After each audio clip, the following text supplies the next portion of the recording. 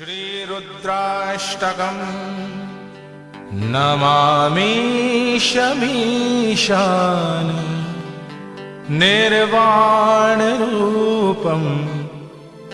विभुं व्यापकं ब्रह्मवेदस्वरूपम्।